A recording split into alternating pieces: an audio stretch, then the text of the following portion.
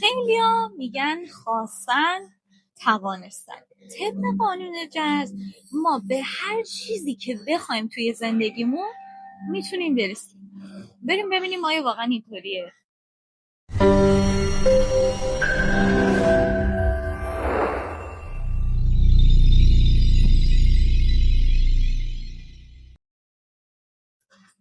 ما وقتی به دنیا میایم توی این زمین روی بعد 3 یک مثلث داریم به اسم مثلث قدرت و همه چیز بر اساس این مثلث داره به ما داده میشه. همونطور که میدونید این مثلث ضلع اول این مثلث میشه نبوغ و استعدادهای ما که در واقع ما حدوداً بهش 33% رو اختصاص میدیم.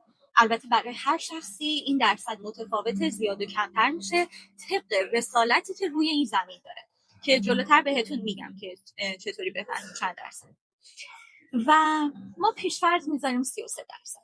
در واقع این رو وقت شخصی داره به این معنیه که مثلا شما از بچگی آدمی بودی که مثلا موسیقیت خیلی بهتر از بقیه بوده، تو از بچگی مثلا استعداد ریاضیاتت خیلی قوی تر از بقیه بوده، یا مثلا تو یه فردی بودی که استعداد ورزشی خیلی قوی تری داشتی نسبت به بقیه و این میشه نبوغ و استعدادهایت. ضلع دوم مثلث میشه جبرهای ما.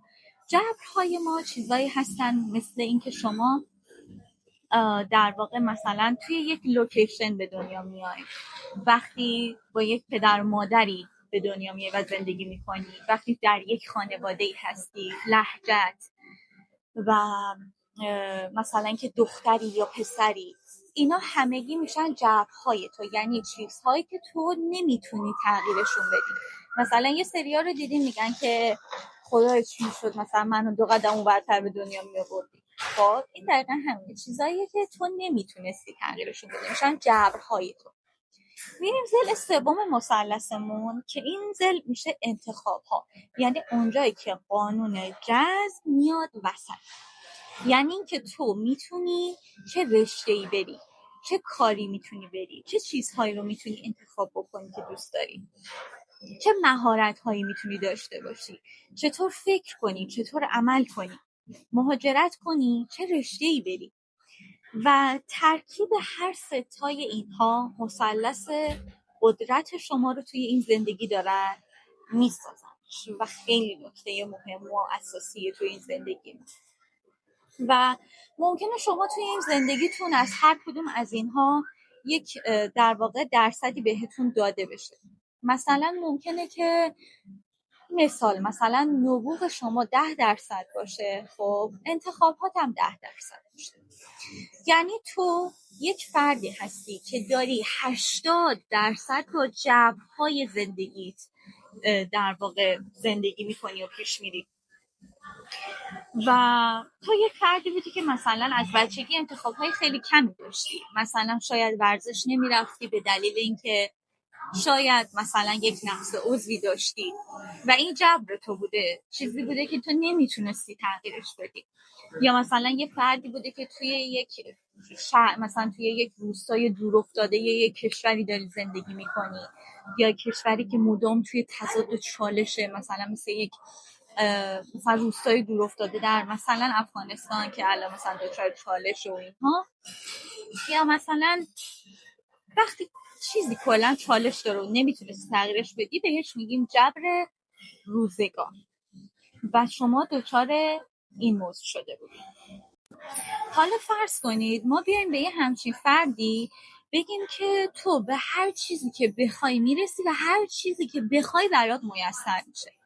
خب این کاملا چیز غلطیه، ولی توی چارت ستاره شناسی هر شخصی درصدهاش مشخصه و موفق شدنش هم مشخصه و مشخصه مثلا برای یک همچین فردی که 80% زندگیش توی جبر داره گذرونده میشه، باید به این شکل باشه که مقاومتش رو بیشتر بکنه، جنگندگیش رو بالاتر ببره، صبر و شکیباییش رو بیشتر بکنه، خودش رو قوی‌تر بکنه و این آدم نمیتونه بره مثلا با مباحث علمی رده ها رو طی بکنه، یا مثلا تو دیگه مدیتیشن کن دیگه کلا تمومه، دیگه مدیتیشن کلا بکنی و عبارت تأکیدی بگی همه چی دیگه درست میشه.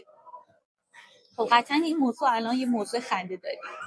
پس حالا داری به این نتیجه میرسی که چرا یک سری جاها قانون جذب برای خیلی ها جواب نمیده و چیزی فراتر از قانون جذب به اسم فراسوی جذب. تو با هر چیزی که هم ارتعاش و هم فرکانس بشی بهش میرسی. و الان هم که با مثلث قدرت آشنا شدی، حالا فهمیدی گیر کارت کجاه و چقدر با این مباحثی که از هر استادی این ور اون ور شنیدی ذهن تو الکی شروع کردی. بریم ادامش. مدل بعدی ما آدمیه که استعداد زیادی داره ولی انتخاب کم داره و جبرش هم کم. مثل کی؟ مثال براتون میزنم ولی بذارید براتون اول این رو بگم. مثل یه فردی میمونه که مثلا از بچگی این آدمه زودتر مثلا شروع کرده به راه رفتن، زودتر شروع کرده مثلا به صحبت کردن و این آدم اومده که انتشار دانش رو انجام بده، کشف دانش بکنه. این آدم رو شما اگه ببرید مثلا توی جوشکاری مثلا کارهای خدماتی، این آدم تلف میشه، این برای این کارا نیومده. این آدم مثلا اومده برای اینکه مثلا ناشر بشه، دانشمند بشه، یک مدرس فوق حرفه‌ای بشه و مثلا مثل مریم میرزاخانی، مثل ادیسون، مثل انیشتین. بذارین اصلا همه ادیسون رو براتون مثال بزنم. ادیسون یه فردیه که خودتونم دیگه خدا رو شکر همه داستانشو میدونه. از مدرسه میندازنش بیرون به خاطر اینکه بهش میگن این آدم کم هوشه و نمیتونه در واقع درس‌ها رو هندل بکنه و بخونه. اینجا چه اتفاقی میفته؟ مادرش متوجه این هوش و استعداد ادیسون میشه و میگه من نمیذارم که بچم توی مدرسه پیش شما باشه که شما هی بخواین یه چیزی به این یاد بدین، برعکس شما باید از این یاد بگیرین. میبرش خونه و حالا یک کارگاهی در اختیارش میذاره و اختراع فوق‌العاده‌شو که میبینید که همچنان انسان‌ها دارن ازش استفاده میکنن و همینجا هم نورای زیبا رو میبینیم و از هوش این انسان به وجود میاد. و اینم بهتون بگم تمام نوابغ از نظر مدارس و معلم ها افرادی هستن که خنگ بودن. چرا؟ چون نمیخواستن چیزی از اون معلم ها یاد بگیرن و میتونیم بگیم به خاطر اینکه انتخاب های این افراد کم بوده. این افراد اومده بودن خودشون چیزی رو ابداع بکنن، نه اومده بودن چیزی یاد بگیرن، این انتخاب رو نداشتن. خب و این به نظر من موضوعیه که شاید همتون باهاش درگیرید و معمولا هم میبینید اون فردی که یا اون دوستی که مثلا توی مدرسه مثلا همه بهشون گفتن تو هیچی نمیشی، مثلا الان یک شرکت خیلی فوق لوکس زده یا مثلا یک کارآفرین خیلی فوق العاده است، یا مثلا کسی که شیمیش معلمش بهش میگفت ضعیفه الان خودش رفته و معلم شیمی شده و خیلی موفقه. این دقیقاً داره از این حیات اون آدم خودش باید بره و اون پر شده از اون نقطه. اینم مورد دو. بریم سراغ مورد سه. این بزرگترین چالش الان اجتماع. آدمایی که اختیار زیادی دارن، انتخاب زیادی دارن، قوانین موفقیت میاد به این مدل آدم‌ها خیلی بیشتر کمک میکنه. خب توی زندگی این افراد شانس کمتر دخیله، جبر کمتر دخیله، استعداد آنچنانی هم شما میبینید ندارن، اما این آدم‌ها با تلاش و کوشش و پشتکار و تمرین و تکرار میتونن موفق بشن. حالا این آدم‌ها چجوری موفق میشن؟ آفرین. میایم توی حوزه قانون جذب و به این افراد ما میگیم هر آنچه که بخوای و در مسیرش باشی، در ارتعاشش باشی، میتونی به دستش بیاری. تعداد این آدم ها هم کمه. از 100 نفر شاید 5 نفر اینطوریه که ما بهش میگیم آدم‌های استثنایی.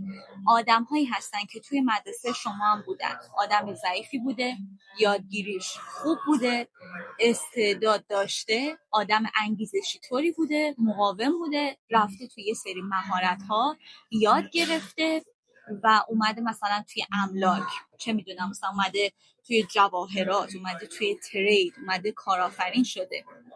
پس ما نمیتونیم بیایم بگیم به همه مثل این بشین. تنها جایی که میشه بفهمی فرمول موفقیت تو و مثلث قدرت چیه فقط و فقط توی ستاره شناسیه. اگه میخوای بفهمی چند درصد استعداد داری و نبوغت چند درصده، چه استعدادهایی داری، اگه میخوای بفهمی چند درصد اختیار داری توی این زندگی و چه اختیارهایی داری، مثلا آیا ازدواجت مثلا اختیاریه یا اجباریه، مهاجرتت اختیاریه یا اجباریه، مثلا تغییر جنسیت اختیاریه یا اجباریه، اگه میخوای بفهمی چند درصد جبر داری، چه جبرهایی داری.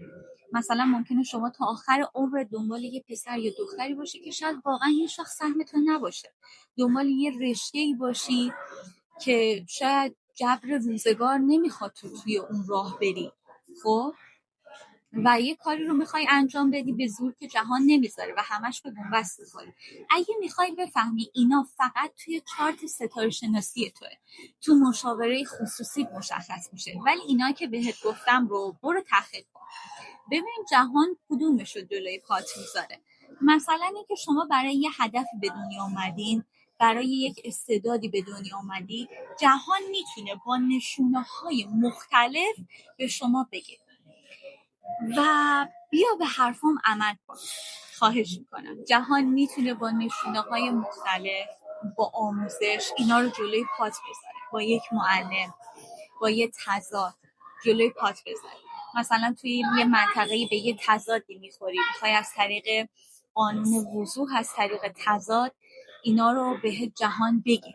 اگه خودت با مطالعه و با تحقیق و تجربه نفهمیدی چه رسالتی داری، چه هدفی داری، برای چه چیزی به این دنیا اومدی، چقدر استعداد داری، چیا رو داری، چقدر اختیار داری، چه اختیارهایی داری، فقط توی علم ستاره شناسی مشخص میشه. هر کسی هم یه چارتی داره، یک جدولی اختصاصی برای خودش داره که توی اون جدول بر اساس جایگیری روز تولدش و انرژی هایی که توی اون روز بوده، ساعت تولدش، اینا مشخص شده و یک راه میان بره که خیلی خیلی کمکت میکنه. پس تا اینجا که همراه هم بودی، هر چیزی که بهت گفتم تا الان فکر میکنم متوجه شدی که چند درصد از هر کدوم رو داری و امیدوارم که استفاده بکنی از این آگاهی و دیگه دنبال چیزهای مختلف هی نچرخی که چی برای من جواب داد، چرا چیزی برام جواب نداد، چرا اون قانونه برای من جواب نداد. و معمولا تمام اساتید میان قانون جذب رو به شما میگن و کسی نمیگه این قانون جذب داره برای کی جواب میده، ستاره شناسی داره برای چی جواب میده. الان ذهن تفکیک شد که دقیقاً چی مال الان چیه. امیدوارم که توی دوره‌های بعدی، توی در واقع ویدیوهای بعدی حتما ببینمت، نظراتتون رو حتما میخونم و امیدوارم که همیشه شاد و موفق باشین، پر از نور و عشق باشین و خیلی خوشحالم که با هم دیگه یک سفری داشتیم، در واقع از زمین به آسمان و از آسمان به درون، به ستاره های درون. دوستتون دارم و خدا نگهدار.